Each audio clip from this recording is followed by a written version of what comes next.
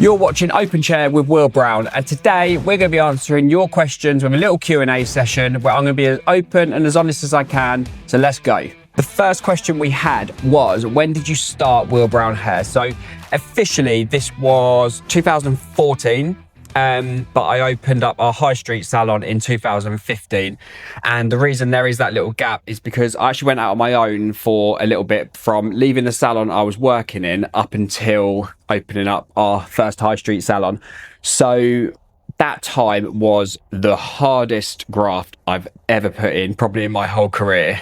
When I worked on my own, my parents had a farm shop and I opened up this little studio behind their farm shop, and it was super hard graft, but more than anything it was lonely because it was just me and my client, which I didn't like at all. I had no one to learn off of, no one to absorb new ideas and techniques off of. So for me and my career, it wasn't the best thing at all. I was obviously super grateful for the amount of clients I built in that time, and that helped sort of build the brand that we've got today in that time. But for me, it wasn't ideal. So that was what accelerated the need to open up a shop, get staff, and sort of build the sort of company that we've got today.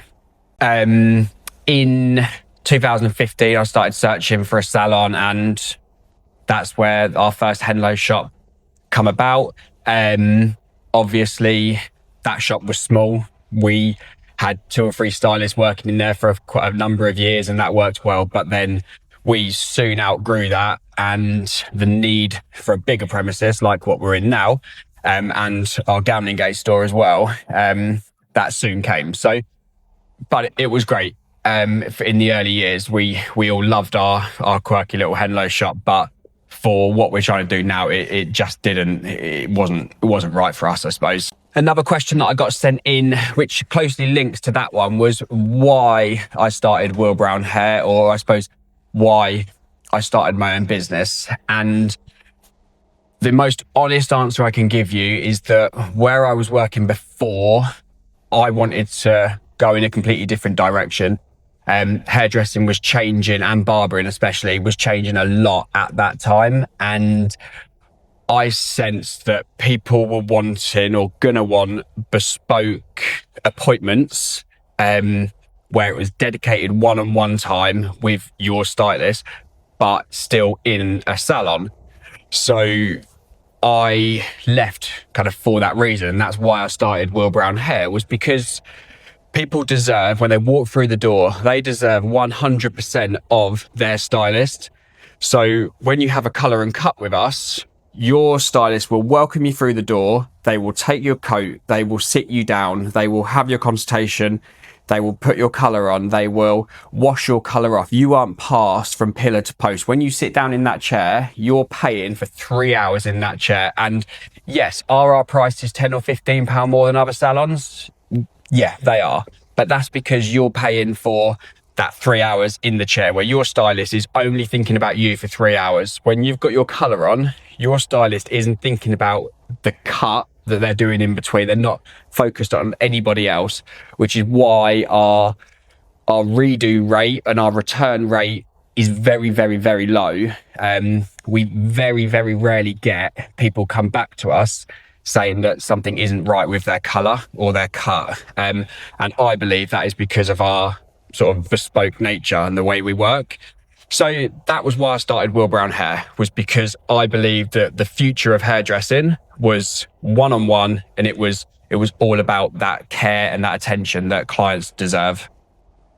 I also think that that's fed really well into what's happened with the world now, is when clients are very, very, and rightfully so, aware of what they're spending. Clients want value for money. Clients will spend X amount on a colour and cut if they feel like the service is being delivered to them. And my staff and our brand, day in, day out, deliver what we say we're going to deliver. That's across both salons. That is our whole ethos. So going back to why I started Will Brown Hair, that is the reason. It's one-on-one. Our clients are best friends to us, they're family to us, and And that's what sets us apart from all of our competitors, I believe. A lot of people ask me this, and I have spoken about it on other podcasts that I've done as well. And people say to me, what is the hardest part of running your salon or your businesses?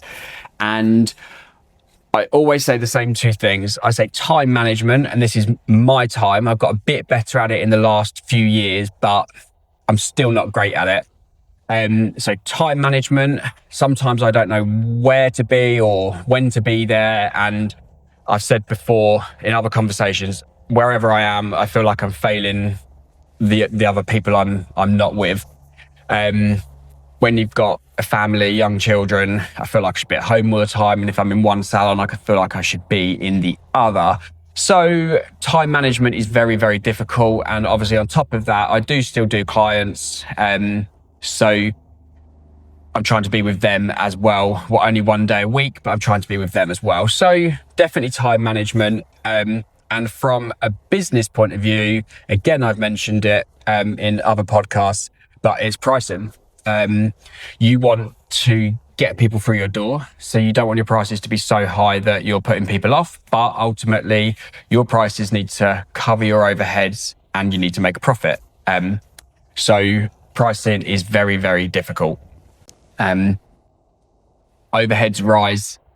It's not even yearly anymore. Sometimes it's 6 monthly or quarterly. Your overheads will rise. All of my staff at Will Brown Hair are employed, so I have big employment costs. So when people say, oh, they're £3 or £4 more than the salon over there, they might be self-employed. So that stylist sets their own self-employment costs. I've got to factor in the fact that I've got PAYE costs and national insurance costs on top of that.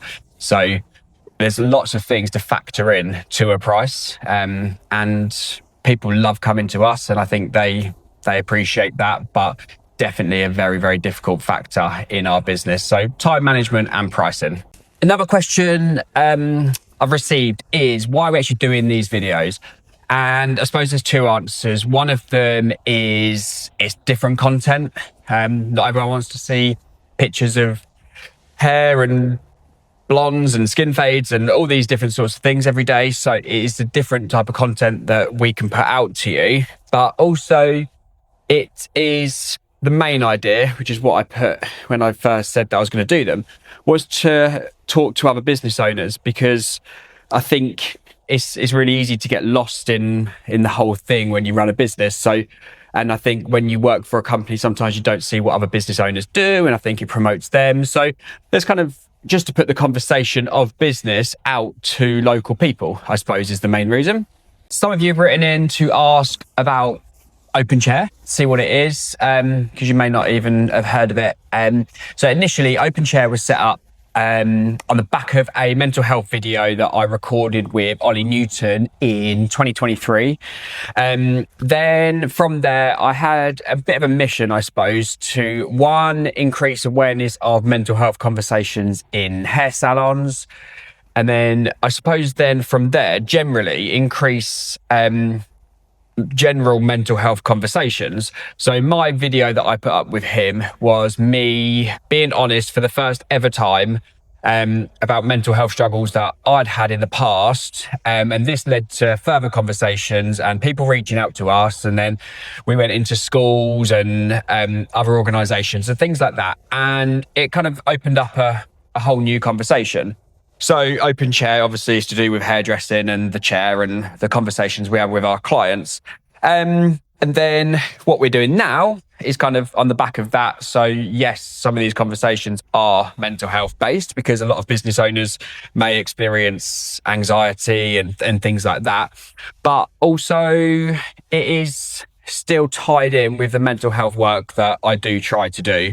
I don't try to profess to be anything different or pretend to know that I have any knowledge. I just talk about my experiences because I think people have always thought that Will Brown Hair does well, and that is down to the team that we have.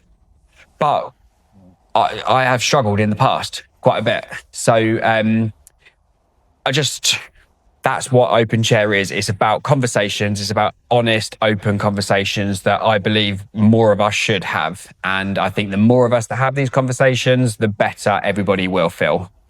A really interesting question that I did receive was, how much money have we spent on our 2 salons in the last couple of years? So this was like building work and renovations and this sort of thing. So I had a little look, and we've spent over 120,000 on the 2 shops. So that is securing the shops, renovating, furniture, everything. That means Gambling Gate and Henlow operating today was about 126,000 I looked at. So we have invested a hell of a lot of money into Will Brown Hair, and we do it for our clients. We do it for you guys. I think everybody who's walked through both sets of doors in the last couple of years can see where that investment has gone in. That should reflect in everything. It should reflect in the stylists. Obviously, you can see that they're a lot happier in the environment they're working in. But I think both salons look great. But also our prices do have to reflect the investment that we've put into the business. So yeah, to the person that asked that, I said I'd be honest. So it was, about 126,000 on 2 salons. So we've got a lot of work to do over the next 5 or 10 years to start recouping some of this money. A great question that we received was, what's next for Will Brown Hair? So anybody that knows me knows that I don't like to sit still for probably more than about 5 minutes or so.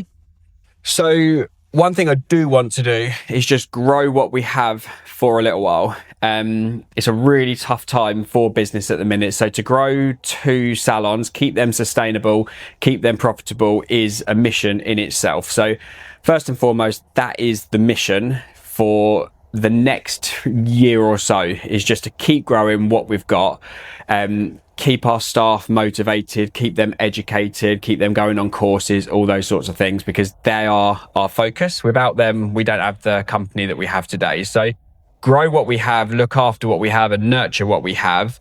But on the other hand, I suppose we're always on the lookout for talented stylists who can come and grow within us. It's not something that's right in our immediate plans, but if talented stylists do come to us then and want to be part of our growth, then we want to grow with them too.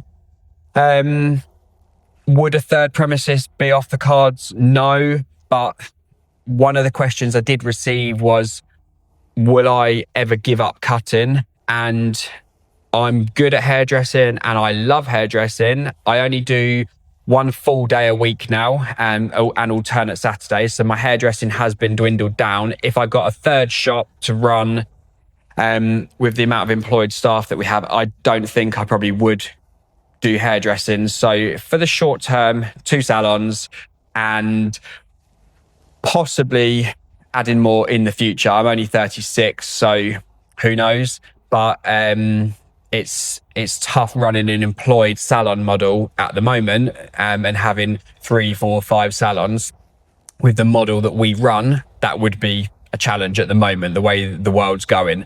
So to answer your question, growing what we have, building what we have, but that should lead to bigger things in the future. Somebody asked, how's your new hair? And it isn't a hair transplant. It is a PRP treatment. So as I said in one of my reels, when I first started the treatment, they take the plasma from my blood and microneedle it back into my scalp, which has reinvigorated the growth. So even since December, which was my first treatment, my hair is completely different to what it is now. I've got a review this week and I am so chuffed with the results.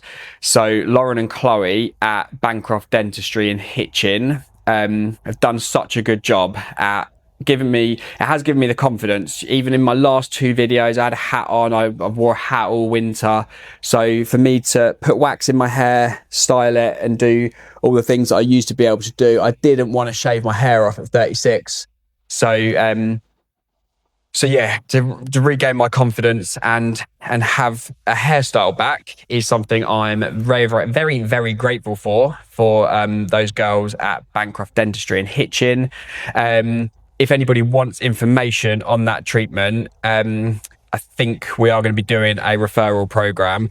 So please do ask me, because it is something that you don't have to go down a transplant route if you want something done on just 3 sessions, about 15-20 minute appointment. I'd 100% recommend it. So I haven't had a hair transplant. I've had my blood kind of injected, or plasma in my blood injected back into my scalp. So yeah, the answer to that is I'm loving my new hair. Thank you for sending in those questions. I really enjoyed answering those. Like I said, I'd always be honest with you all about business, life, everything. So yeah, doing a little Q&A like that was really good fun. If you have anything else you want to ask me, please DM us and we'll get back to you. We have, I think, like 3-4 guests lined up for future podcasts. If we end up going on holiday, it will be after that. So the schedule on those is a bit up in the air at the moment because of our holiday situation. But keep your eyes peeled. I'm looking forward to talking to more local business owners. And yes, I will speak to you very, very soon. Keep your eyes peeled and we'll catch up soon. Cheers, guys.